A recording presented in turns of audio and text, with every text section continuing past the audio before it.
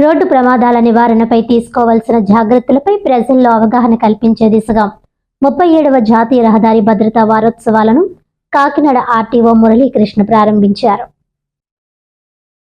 ఈ సందర్భంగా ఆయన మాట్లాడుతూ, రోడ్డు ప్రమాదాలు ప్రధానంగా అతివేగం, drunk and drive, wrong route లో రావడం, ఫోన్ మాట్లాడుతూ వాహనాలు నడపడం వల్లనే జరుగుతున్నాయని అన్నారు. దీనిపై అవగాహన కల్పించేందుకు రవాణా శాఖ అధికారులు ప్రతి పాఠశాలకు వెళ్లి అవగాహన సదస్సులు నిర్వహిస్తామని అన్నారు. రోడ్డు ప్రమాదాల నుంచి ఒక్క ప్రాణాన్ని కాపాడినా జీవితం సార్థకమవుతుందని అన్నారు. ప్రమాదాల నివారణకు తీసుకోవాల్సిన జాగ్రత్తలను, సూచనలను, సలహాలను వివరించారు. ప్రమాదం జరిగిన వెంటనే బాధిత వ్యక్తికి సకాలంలో వైద్యం అందించేలా కృషి చేసిన వారిని గుర్తించి వారికి రహవీర్ అనే బిరుదుతో పాటు సర్టిఫికేట్, 25,000 రూపాయలను ఆర్థిక సహాయాన్ని కేంద్ర ప్రభుత్వం తద్వారా ఇవ్వడం జరుగుతుందన్నారు. అలాగే వైద్యం పొందుతున్న వ్యక్తికి 1,50,000 రూపాయల వరకు క్యాష్ వైద్యం జిల్లా అడ్మినిస్ట్రేటివ్ అథారిటీ ద్వారా అందించడం జరుగుతుందని తెలిపారు. జిల్లా వ్యాప్తంగా అవేర్నెస్ కార్యక్రమాలను ప్రతి ఒక్కరూ సద్వినియోగం చేసుకోవాలని కోరారు. ఈ కార్యక్రమంలో వెహికల్ ఇన్స్పెక్టర్స్ హరినాథ్ రెడ్డి, శ్రీకాంత్ బాబు, సబిత, గౌరీ శంకర్ తదితరులు పాల్గొన్నారు.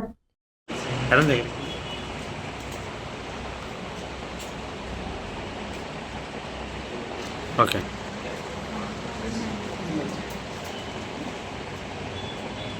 ఓకే అండి, ఓకే సరే సరే ఓకే. పెట్టాలి. అలాగే మోటార్ సైకిల్ మీద వెళ్ళిన వాళ్ళు హెల్మెట్ పెట్టుకున్నా అన్ని ఏం చేసినా దాంట్లో మెయిన్గా ఒకటి ఏంటంటే మొబైల్ ఫోన్తో మాట్లాడుకుంటూ డ్రైవ్ చేయకూడదు. సెల్ ఫోన్ డ్రైవింగ్ అన్నది కరెక్ట్ కాదు. సో ఎందుకు అంటే సెల్ ఫోన్ డ్రైవింగ్ ఎందుకు కరెక్ట్ కాదు, అందులో ఇక్కడ ఆల్రెడీ మీకు అందరికీ తెలుసు కదా. సెల్ ఫోన్ డ్రైవింగ్ ఎందుకు కరెక్ట్ కాదు అంటే మీ కాన్సన్ట్రేషన్, బ్రెయిన్ అన్నిసార్లు కాన్సన్ట్రేషన్ 2-3 విధాలుగా పనిచేయదు. ఓన్లీ మీరు కాన్సన్ట్రేషన్ ఏంటంటే సెల్ ఫోన్లో మాట్లాడుతున్న దానిపైన కాన్సన్ట్రేషన్ ఉంటుంది, రోడ్డు మీద నడిపే బండి మీద అయితే కాన్సన్ట్రేషన్ ఉండదు. సో దానివల్ల మీరు డిస్ట్రాక్ట్ అవుతారు, రోడ్డు మీద ఏం జరుగుతుందో మీకు తెలియదు కాబట్టి. సో దానికోసమే సెల్ ఫోన్ డ్రైవింగ్ చేయొద్దు. పక్కన ఆపుకొని మాట్లాడి ఆ తర్వాత మీరు డ్రైవ్ చేసుకుని వెళ్ళచ్చు. అది అందరికీ ఇప్పుడు ప్రజెంట్ సిచ్యువేషన్లో ఎక్కువ మంది ఫోన్ మాట్లాడుతూ ఫోన్ ఇలా పెట్టుకోవడం, లేకపోతే ఈ మధ్యకాలంలో చూస్తున్నాం హెల్మెట్ పెట్టుకోవట్లేదు కదా అన్నామని హెల్మెట్ లోపల పెడుతున్నారు సెల్ ఫోన్. అది నిజంగా అంటే మా కోసం కాదు, మేము అందరూ ఎందుకు చెప్తున్నామంటే ఇది మీ ప్రాణాల కోసం, అలాగే రోడ్డు మీద మీరు వెళ్తున్నప్పుడు మిగతా వాళ్ళ ప్రాణాలు కాపాడుతారన్న దానికోసమే చెప్తున్నాం. ఒక కుటుంబ సభ్యుల్లో చెప్పడం అనేది వాళ్ళ బాధ్యత. బయట ప్రపంచం ఎలా జరిగిందంటే అండి, ముందు డ్రైవింగ్ స్కూలు సర్టిఫికెట్ పర్ఫెక్ట్గా ఉంటేనే లైసెన్స్ ఇచ్చేవారు. లైసెన్స్ తీసుకున్నాక చాలామంది డ్రగ్స్ అని, గంజాయి అని ఈ విధంగా కుర్రోళ్ళు చాలామంది అలవాటు చేసుకుని ఈ మత్తు పదార్థాల్లోనే యాక్సిడెంట్లు ఎక్కువ జరుగుతున్నాయి. అంతే కదా సార్, మత్తు పదార్థాల్లోనే యాక్సిడెంట్లు ఎక్కువ జరుగుతున్నాయి. అలాగే మన పెద్దవాళ్ళు ఉన్నారు కాబట్టి పెద్దవాళ్ళు పిల్లలు అవ్వచ్చు, మన చుట్టాలు అవ్వచ్చు, మన కూడా తిరిగి కుర్రోళ్ళు అవ్వచ్చు. మేము లారీ క్లీనర్గా చేసినప్పుడు, అలాగే మేము కొత్తగా డ్రైవింగ్ నేర్చుకున్నప్పుడు డ్రైవర్ అయ్యాక కూడా ఎంతో బాధ్యత పరంగా మాకు లైసెన్స్ ఇవ్వడం జరిగింది. ఎందుకంటే కన్ను మూసి తరిచి లోపల్లో ఎంతమంది చనిపోతారో తెలియదు, చనిపోయిన వెనకతల ఎన్ని జీవితాలు ఉంటాయో కూడా తెలియదు. ఆ జీవితాలన్నీ కూడా చనిపోయాక ఆ పాపమంతా ఆ ఉసురు మన కుటుంబానికి తగిలి కన్నా అబ్జర్వేషన్. అలాగే లారీ డ్రైవర్గా ఓనర్గా చేసినప్పుడు కూడా నాకు ఆర్టీసీ ఉద్యోగం కూడా వచ్చింది. ఆర్టీసీ ఉద్యోగం అంటే ఇంట్లో గవర్నమెంట్ ఉద్యోగం కదని బలవంతంగా పంపించారు. నాకు అది ఒక 6 నెలలు చేశాక నేను మళ్ళీ దాన్ని సిక్ పెట్టి వచ్చేయడం జరిగింది. ఆర్టీసీలోనే ఎంత అంటే మేము అన్ని రాష్ట్రాల్లో తిరిగి వచ్చేవాళ్ళం.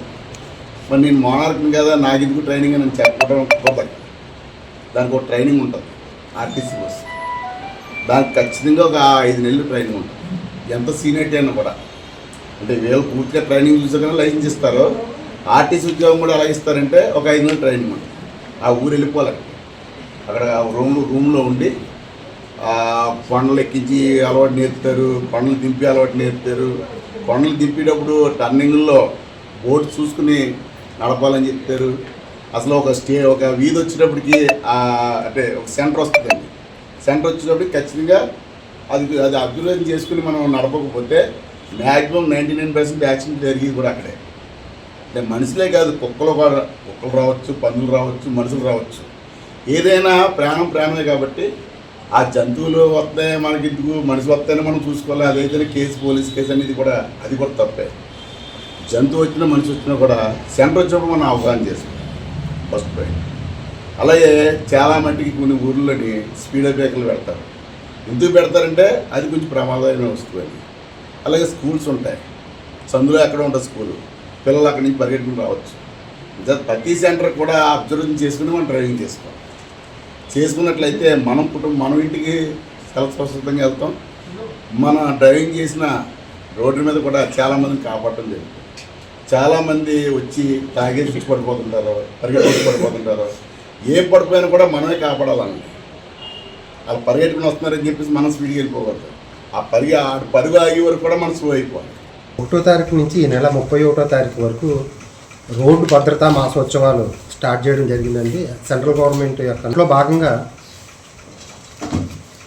డిస్ట్రిక్ట్ అడ్మినిస్ట్రేషను మరియు R&B, police, public health, national highway, district public transport, RTC అందరినీ కలుపుకొని ఈ కార్యక్రమాలు చేయడం జరుగుతుంది.